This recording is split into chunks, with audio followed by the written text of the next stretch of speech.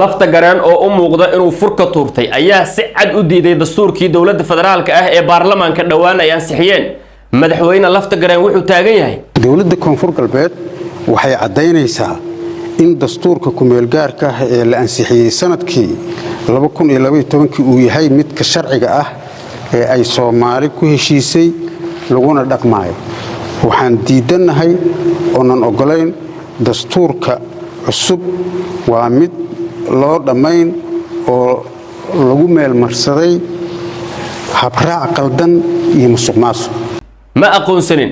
dastuurkan waa dastuur hal dhinac ka raran si la mid ah go'aanadii Jubbaland iyo sidoo kale Puntland ay hore u qaateen ayuu lafta gareen isaguna ku dhawaaqay inuu diiday gabi ahaanba dastuurkii baarlamaanka Soomaaliya ay muddooyinkii ugu dambeeyay ku howlanaayeen madaxweyne Xasan Sheekh Maxamuud oo qalinka ku duugay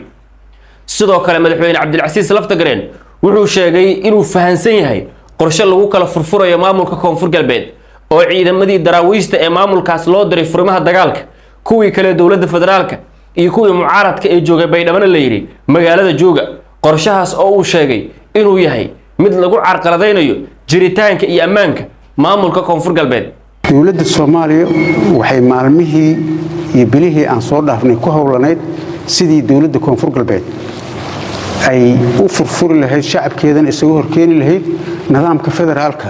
iyo dowladnimadana loo baabi'in lahaa dadkana loo kala irdhaysiin lahaa ciidamadana loo kala qaybin lahaa ayadoo go'aansatay ciidankii dhufeyska ku jiray oo cadawga la dagaalayay oo hal meel isaga soo wada jeeday in la kala qaybiyo qaarna la yiraahdo shabaab aada qaarna la yiraahdo koonfur galbeed ku hara si loo abuuro loo burburiyo nidaamka federaalka dhowr iyo 20 daqiiqo oo uu shir jiraa'id qabtay madaxweyne Cabdilcasiis lafta gareen maxaa ugu muhiimsanaa waxyaabihii uu ka hadlay muuqaalkan ayaan daawadayaal idinkugu soo gudbinayaa lafta gareen oo goor hore sheegay inuu tareenkii JSP isaga dagay kii Soomaali heshiis ah dunida heshiis la ahna ka dagay ayaa markaan ku dhawaaqay warkii maalmahan oo la sugayay oo ahaa maxuu ka dhihi doonaa arrinta dastuurka soo dhawaada akhyaaray muuqaalka waxaan idin ka codsanayaa meel dheer inaad noo gaarsidaan fikirkaaga iyo aragtidaada lafta gareen inuu go'aanka noocaan ah qaato kuna aragti noqdo Axmed Madoobe iyo Siciid Dani maxay ka dhigan tahay ma ku muuqataa tareenkii madaxweyne Xasan Sheekh Maxamuud inuu taagan yahay baakinkii ugu dambeeyay isla markaana qof kasta uu ka soo degay haddana uu madaxweynihii iyo dhowr qof oo xukuumaddiisa ka tirsan kali ah ay kula jiraan maadaama la leeyahay xataa madaxweynayaasha maamul goboleedyada ee hadda heshiiska la ah dowladda sida Qoorqoor iyo Cali Guudlaawe iyagu xitaa maalmaha soo socda waxa laga yaabaa inay aragti kale la yimaadaan waa meeshii uu yiri madaxweyne Farmaajo 4 sano ayay nimankan ii jirayeen 4 sano ayay ilaahayeen madaxweyne sax waaye adiga jira waxa sheegtaa saxa markii ugu dambeysana waa iga kala boodeen meeshii uu yiri Farmaajo ay hadda taagan tahay haddaba madaxweyne Xasan Sheekh wadadii Farmaajo oo aan waxba iska bedelin ma kula muuqda inuu ku socdo fikirkaaga iyo aragtidaada faalada noogu reeb madaxweynaha maamulka koonfur galbeed Cabdilcasiis lafta gareen oo goor hore afayeenkiisu sheegay inuu isaga baxay xisbiga JSP ayaa ku dhawaaqay in maamulka koonfur galbeed uu san taageersanayn aqbalsanayn ka soo horjeedo diidan yahay arrinta wax ka bedelka dastuurka madaxweyne Cabdilcasiis lafta gareen oo u muuqda inuu furka tuurtay aadna u careysan yahay ayaana shirka jaraa'id uu qabtay waxyaabihii ugu muhiimsanaa hadalkiisa waxa ka mid ah hadaladan dowladda koonfur galbeed waxay cadeynaysaa in dastuurka kumeel gaarka ah ee la ansixiyay sanadkii 2012 uu yahay midka sharciga ah ee ay Soomaali ku heshiisay laguna dhaqmaayo waxaan diidanahay oonan ogolayn dastuurka cusub waa mid loo dhamayn oo lagu meel marsaday habraac qaldan iyo musuqmaasuq maadaama habraac qaldan iyo musuqmaasuq lagu meel mariyay bulshada Soomaaliyeedna ay raali ka ahayn Soomaalina ayna mid u ahayn heshiisna aanan lagu ahayn dadka Soomaaliyeedna ay ku sii kala tagayaan qaybna kama nihin mana ku jirno mana aqbalayno waana ka dignay waxa ugu weyn oo dagaalada uu noogu socdana ay qayb ka tahay waxaan ka shaqeynaynay muddo 3 sano ah in dadka Soomaaliyeed aan la kala dirin dowladnimada aan la burburinin nidaamka iyo Soomaalinimada iyo midnimada la isku haayo wax heshiis lagu yahay laga wada shaqeeyo sidaas darteeda waxaan rabaa inaan inta ka sheego madaxweynaha jamhuuriyadda iyo xukuumaddiisa inaan u sheego in ay sida jidka hadda ay ku socdaan oo ummadda Soomaaliyeed intii hartay lagu irdheynayo intii la dareemahan intii kala joogtay la isugu diraayo oo la isugu baabi'inayo ay dhaxal xun tahay ay ka soo noqdaan isugu yeeraan Soomaali isugu yeeraan golaha wada tashiga qaranka meel dhexdhexaad la isugu yimaado kii maqan iyo kii joogaba lagana hadlo masiirka ummadda Soomaaliyeed iyo wax heshiis lagu yahay iyo talo heshiis lagu yahay in loo yimaadaan rabnaa aanan la dhihin kii maqanna looma joojinayo kan joogana looma joojinayo aan la dhihin Soomaali intaas ma qaadi karto mana aqbali karto dawladda Soomaaliya waxay maalmihii iyo bilihii aan soo dhaafnay ku hawlanayd sidii dawladda Koonfur Galbeed ay u furfuri lahayd shacabkeedana isagu horkeeni lahayd nidaamka federaalka iyo dawladnimadana loo baabi'in lahaa dadkana loo kala irdheysiin lahaa ciidamadana loo kala qaybin lahaa ayadoo go'aansatay ciidankii dhufeyska ku jiray oo cadawga la dagaalayay oo hal meel isaga soo wada jeeday in la kala qaybiyo qaarna la yiraahdo shabaab aada qaarna la yiraahdo Koonfur Galbeed ku hara si loo abuuro loo burburiyo nidaamka federaalka si aan heshiiskii caalamiga ahaa iyo dastuurkii dawladda federaalka ay qaadatay loo banayo waxayna si toos uga baxeen howlgalkii iyo sugistii amniga aan sugaynay ay qaybta ka ahaayeen si toos uga baxeen ayagoo dhanka kale noqday cadaawada jirto ee dawladda Soomaaliyeed ee Koonfur Galbeed iyo federaalkaba ku ah Koonfur Galbeed waxay qaadanaysaa talaabooyin Koonfur Galbeed waxay qaadaysaa talaabooyin lagu dardargelinayo sugidda amniga iyo wadajirka siyaasadeed ee bulshada deegaanka si waafaqsan dastuurka dawlad goboleedka iyo kan dawladda federaalka ah ee kii 12 ah Koonfur Galbeed waxay cambaareynaysaa oo si weyn u cambaareynaysaa xanibaadda duulista rayidka ah oo laga dhigtay hay'ad lagu fushado dana siyaasadeed oo gaar ah shalay iyo maantana ugu dambeysay laba duulimaad laga celiyay Baydhabo loona diiday shacabkii deganaa shacabkii reer Koonfur Galbeed xanibaad toos ah lagu soo rogay la yiri ma bixi karaan warqad cadna la keenay marka waxa muuqato inay tahay airportka xamar uu isu bedelay isbaaro qof uu leeyahay oo dantiisa ka shaqeyso cid uu rabana lagu xanibo cid uu rabana la sii daayay airport Soomaaliyeed oo ummadda Soomaaliyeed u siman oo sharci looga dhoofo oo sharci looga soo dego ma aha sidaas darteeda waxaan cambaareynaa dhaqan xumadaas airportka Soomaaliyeed oo Soomaaliya oo dhan iska lahayd in shakhsiyaadka dana siyaasadeed ay isbaaro u dhigtaan oo shacabka Soomaaliyeedna ku dhibaateeyaan ummadda Soomaaliyeedna ku dhibaateeyaan kuwii anaga naga horeeyayna lagu dhibaateeyay annagana maanta iyo shalay iyo daraad bay haysatay iyo muddadanba nagula dhibaateeyay dawladda Koonfur Galbeed waxay aad iyo aad uga xun tahay in la siyaasadeeyo dawladnimada iyo howlgallada ciidamada iyo kaalmada bini'aadanimada iyo deeqda adduunka uu bixinayo siyaasad loo isticmaalo oo la yiraahdo hebel aragtidayda ma ku jiro aragti kale uu aaminsan yahay waxba lama siin karo in la yiraahdo aad baan u cambaareynaa waana ka xunnahay adduunkana waxaan u sheegaynaa Soomaaliya waa la kala diray waa la kala qaybiyay barashar iyo rabitaan qof ayaa la rabaa in lagu haayo waxaan rabnaa in dadka Soomaaliyeed oo ay wax siinayaan sida ay ayaga ugu tala galeen deeqdooda inay u gaarto waxaan kaloon dawladda Koonfur Galbeed waxay ugu baaqaysaa shacabkeeda iyo ciidankeeda iyo waxgaradkeeda iyo siyaasiyiinteeda inay u diyaar garoobaan difaaca deegaanadooda difaaca dhulkooda difaaca dawladnimadooda difaaca siyaasadooda inay u diyaar garoobaan ay midoobaan gacmaha isqabsadaan maamulkooda iyo nidaamkooda iyo sharaftooda iyo digniintoodana ay ilaashadaan ayna diidaan gumaysigan guracan oo loogu talagalay in madaxa la foorariyo dawladda Koonfur Galbeed waxay caddaynaysaa oo markhaati ka tahay in wasiirro ka soo jeedo deegaanka iyo siyaasiyiin ka soo jeeda deegaanka oo xildhibaano iyo wasiirro ah loo adeegsanayo inay burburiyaan nidaamka federaalka ayagana ay hor ordayaan cadaawaha iyo cadowga u soo jeestay inuu koonfur galbeed dhibaatay ay hormuud ka yihiin waxaan rabaa inaan uga digo oon u sheego taariikhdan horey u soo dhacday waa aragnay waa soo marnay kuwii sanee baan lahaa oo ummaddan in lagu soo duulo la baabi'iyey ka shaqaynay saasay u dhinteen ayagoo tuugsanay kuwii ka horreeyey oo keenay qoladii SNF oo ayagana sidaasay u dhinteen ayagoo tuugsanay taariikhdaasay leedahay nin dadkiisa iyo deegaankiisa loo soo adeegsaday oo dhabarka laga soo dharbaaxay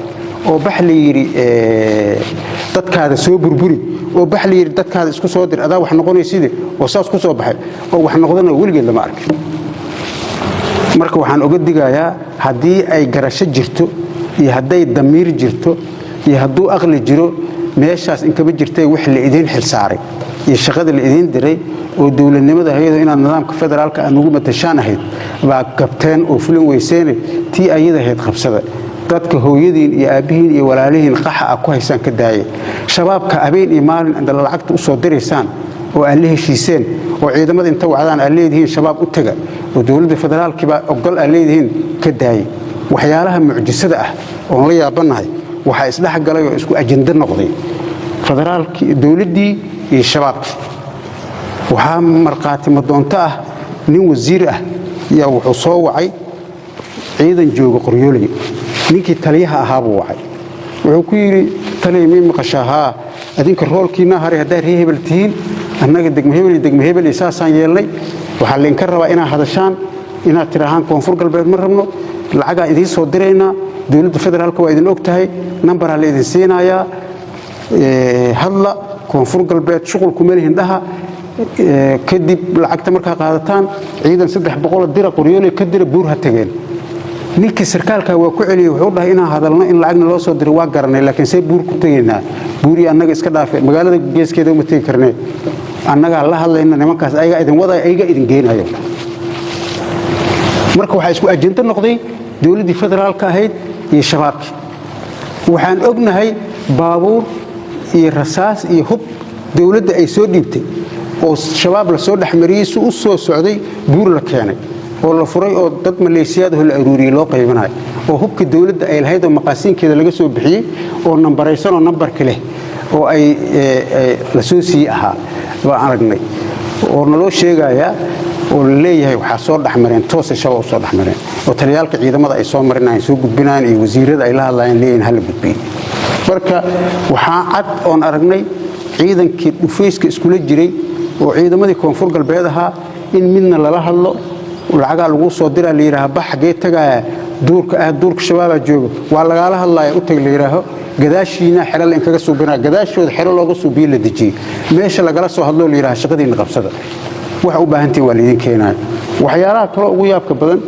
in ciidankii qoryaha la siiyay oo masaakiinta ahaa oo dad dagaalba shuqul ku lahayn ah in inta laba hoomeeye lagu soo raro baawur cabdi bilayaal la soo saaray 4 mooto oo shabaab u leeyahay horkacaan marka waxa noo muuqato nacaybka loo qabo koonfur galbeed iyo nacaybka loo qabo nidaamka federaalka iyo nacaybka loo qabo aragtida qofkii ka aragti duwan sida la yeelay darteeda inay u gelisay shabaab ay u gelisay oo ay tiri ay dan ka raadiyeen si ay muhiim u noqotay in nidaamkan la burburiyo in shabaab la heshiiyo lacagna lagu bixiyo marka waxyaalaha yaabkoon adduunka u sheegayno waxa weeye waxa isku ajenda noqday dawladda federaalka iyo shabaabki oo saas u dhaxsan waan cadna way wax qarsanna maaha wax lagu faanayo way ayagana ku faanayaan way sidaas darteeda markaan aragnay intaas oo dhan markaan aragnay jidgooyooyinka markaan aragnay shacabka koonfur galbeed sida loo dhibaateynayo annaga totally waxaan go'aansanay dawladda koonfur galbeed laga bilaabo shalay oo horey loo sheegay maantaba inaanan dawladda federaalka xiriirka u jarnay waxa ay nagu dhaxaysa iyo waxa noogu timaadana uu dulmiyaa adduunkana waa u sheegaynaa dadka Soomaaliyeedna u sheegaynaa mana noo imaan karaan mana na arki karaan ilaa iyo waxa ay ku jiraan ay wax iska bedelaan ilaa iyo wax heshiis lagu yahay la keeno ilaa iyo wax Soomaali ay ku midaysanto la isla ogol yahay la keeno in dadkii Soomaaliyeed waraabihii saddexdii dibi laga dhigo oo liira kan waa cad yahay waa nugula soo raacaya hal cuno labadii kale ay ogolaadaan kan waa guduudan yahay dhiigu og yahay haddana waa nugula soo raacaya aan cunno kan kii madooba kaliis uu soo horo la cuno hadda meeshay maraysaa shalay waxaana la yiri dani waa tuug dawladnimo ma rabo waa cad yahay waa nugula soo raacaya hal cuno axmedooba kii guduudnaa waa hal cuno kii madooba baa nagu haray aniga waa hal cuno waa marka cunninkii baa taagan marka maalinba dib baa la cunaya bari markii haddana soo hartana waxa waaye kii madooba kii waxa haray jaalaha ahaay hal cuno qoor baa ku xiyo meesha waxa yaala marka waxa weeye waraaba waxa la yiraahaa laf banaan taan lan uma roono laftiisana uma roono laf banaan taal hadduu arko waa jajabina laftiisana uma roono waa baduraysaa oo dhiig bay ka keenaysaa tiyo kala taal qof la joogana uma roono qof maqan uma roono shacabkii Soomaaliyeedna waa la kala irdheeyay laba la isugu diray qof aaminayna male meesha loo socdo iyo ujeedada waxay tahay ajendaha wuxuu yahay waxaan garan karnaa ma muddo 3 sano ah iyo waxaan u taagnayn war Soomaali midnimadeeda aan ka shaqeyno war Soomaali wanaageedii dawladnimadeeda aan ka shaqeyno madaxweynuhu dadka Soomaaliyeed isugu yeer tanaasul samee waxaan macna lahayn yaan dadka loo kala tagin oday Soomaaliyeed 3 sano waxaan u samreynay u dulqaadanaynay waxay ahayd adigka kaligiina harteen dadka Soomaaliyeed oo yarka oo Soomaalinimada jecel iyay samnixin hadda tagtaan oo la dhihin bas way Soomaali waa kala tagtay hadda adinka joogtaan Soomaali waa joogtaa Soomaali waa isla joogtaa reer hebel baa maqan hal yiraahdo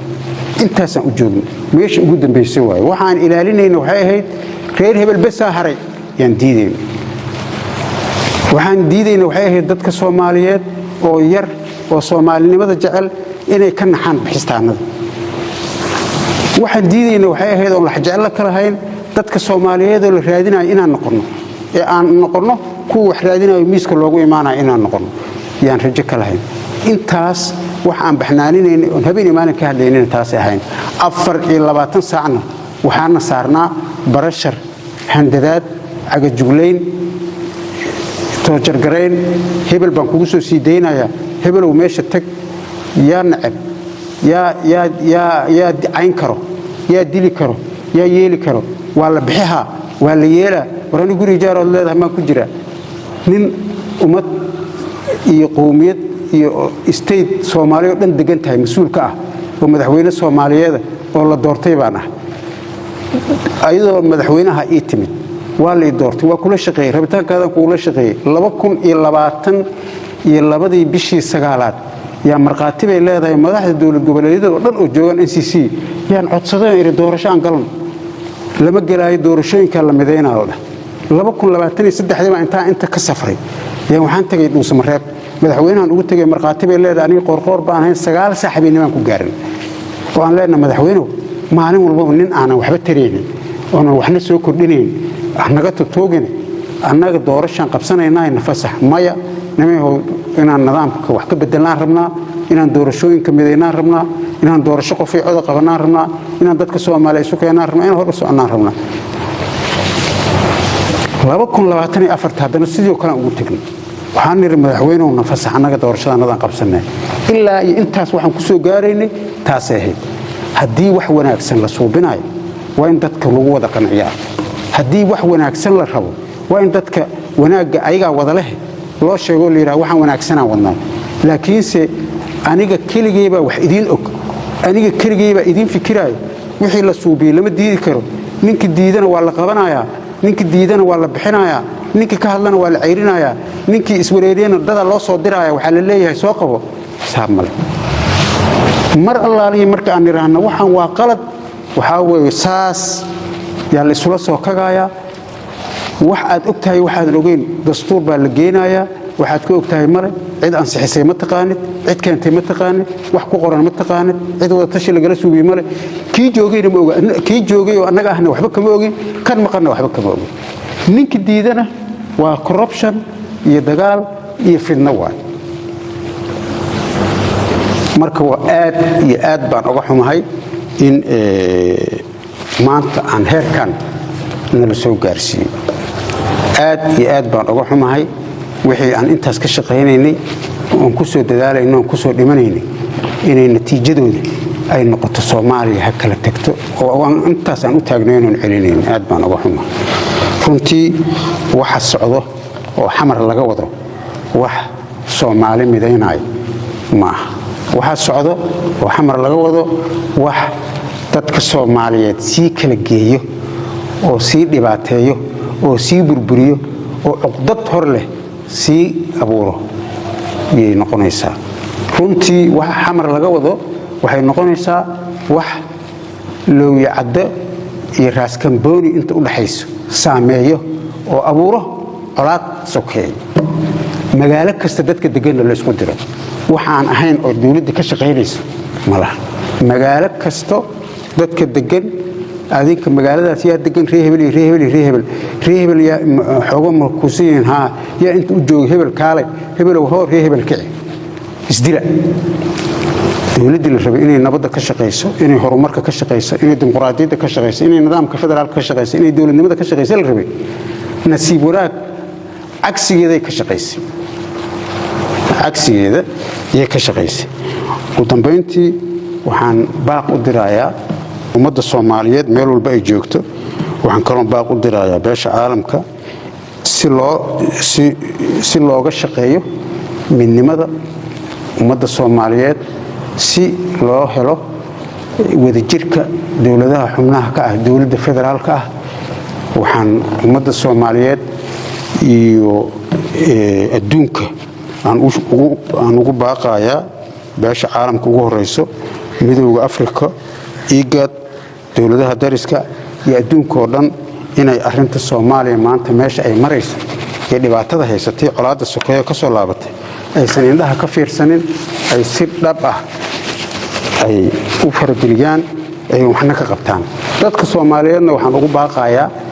dulmi intaan ka badan lama fiirsan karee Soomaaliya xaq sheega oo Ilaahay ka baqa dadka xamar joogo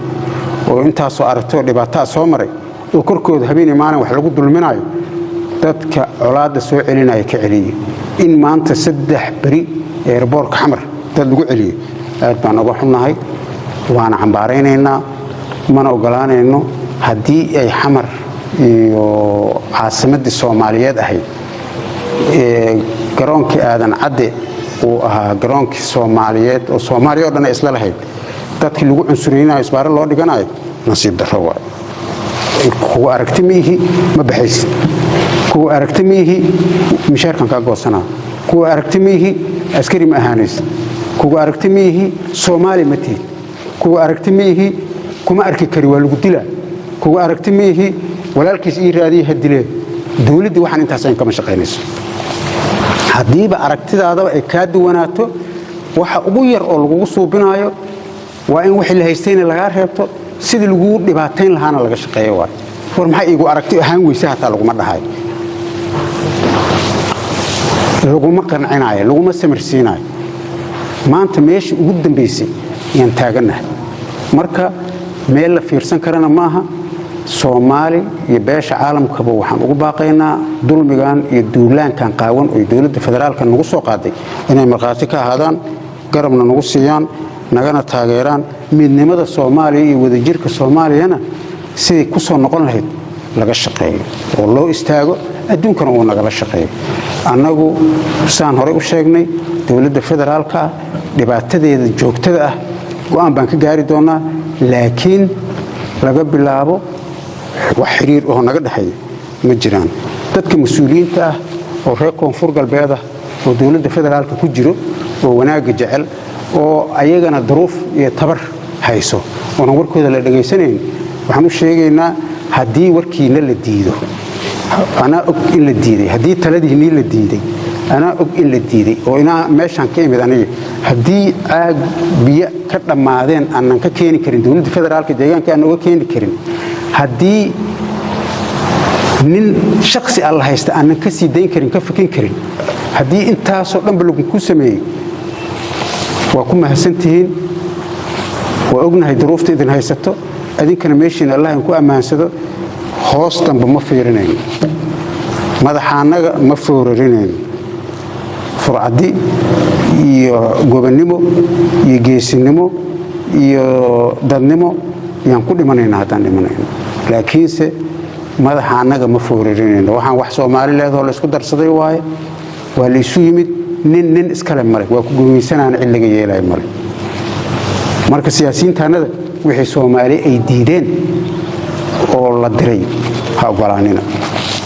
ka dalkaada soo dudumi Soomaali kale waa diiday maxaad u ogolaanaysaa marqaati baa ka hayd bax ka daba tag hebel la qabso la dhigo kala qayb ciidanka dadka systemka ku jiro la dhahay waa diiday marqaati bay leedahay ka daba tag hebel Puntland ka daba tag hal kala qaybiyo ma kama daba tagayn intaan ka qaylanayna dadka naga dhibaato uma rabno Jubbaland ka daba tag Axmedoobaha laga daba tago ninka la yiraahdo Xamza Ubax hadda dhaqaaq madaxweynuhu intaan meesha tago dadka la kala qaybiyo oo inna kala sartaan meesha dhibaato ka dhacdo xabad ka dhacdo ma rabi annaga marka tiibaan ogolaanay waana la ogaayna ogolaanay bax dadkiina soo kala qaybi hayay $100 soo orod wariya mi maqasha orod gal ruuxas waxba lagu ma noqdo Ilaahay baa wax idin siiyo ninkii xil rabo iyo ninkii darajo rabo deegaankiisa dadkiisu ka helaayay ha u yimaado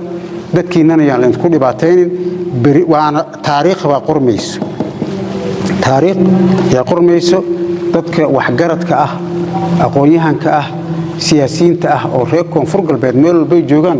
waxaan uga mahad celinayaa taageeradooda iyo garab istaagooda iyo wanaagooda dadka dawladda ku jiro ama saraakiil ha noqdeen ama madaxda ugu sareyso oo reer koonfur galbeed ah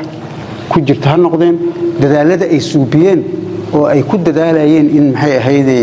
midnimada Soomaaliya sidaan u wadnay nagala shaqeynay ayagana aad iyo aad baan ugu mahad celinaynaa waxaan si gooni ah ugu mahad celinayaa